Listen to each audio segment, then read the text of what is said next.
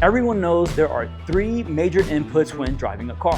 The accelerator pedal gets the car moving, the steering wheel serves as a way for us to tell the car which direction we want it to go in, and the brake is just the boring button. Or is it?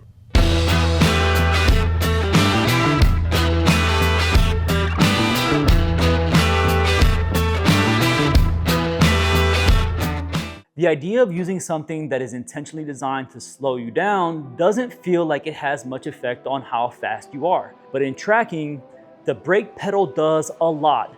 It's arguably the most important input you have. Now, we can go down a rabbit hole with everything the brake does and how we can use it to better our lap times. But today, there's one thing I want to discuss with you guys: threshold braking. Before we can really dive into what threshold braking is, we first need to understand how brakes work. The car tires spin, creating enough friction on the ground to move the car. The brakes are attached to the wheels and use a set of pads and a rotor to create its own friction that slows the car down. However, there's one problem. Too much brake and the wheels simply lock up. This is where ABS, or anti-lock brake system, comes into play. The purpose of ABS is to prevent the wheels from locking up completely under extreme braking by squeezing and releasing the brake. This is where threshold braking comes into play. Threshold braking is just that: braking to the threshold right before ABS kicks in.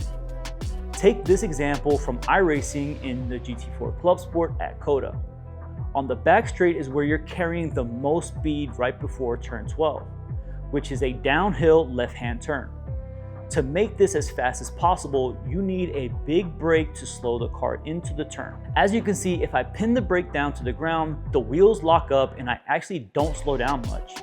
I just slide as if I'm trying to make it to home plate faster. As my first time getting on track, the biggest feedback I got from the team was I wasn't using the brake enough. My input just wasn't utilizing the full capability of the car.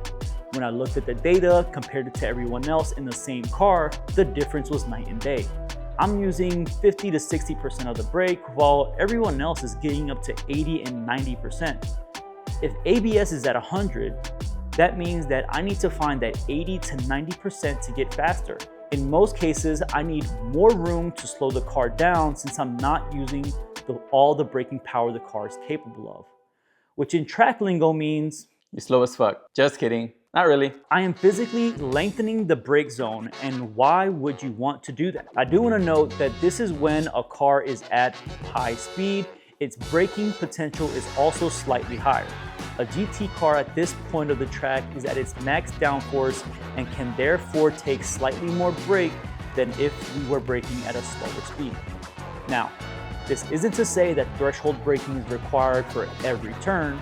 Take turn 13 and turn 19 at COTA as an example. More moderate brakes are required, mainly because there's less speed gained before these turns. In turns like this, the brake is used to change the balance of the car versus shaving raw speed off. This is going to be a major focus for me during our next track event, which might be a good time to mention data systems.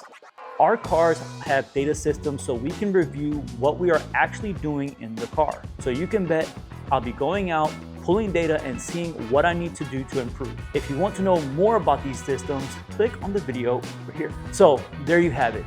If you're on the hunt for lap time, the brake pedal is where to start looking, as there's tons of lap time there for us rookies. Thanks for watching. If you liked the video, please hit the like and subscribe button, and please leave me some tips down in the comments. Share those experiences as we have a whole new year to hit the track and get better.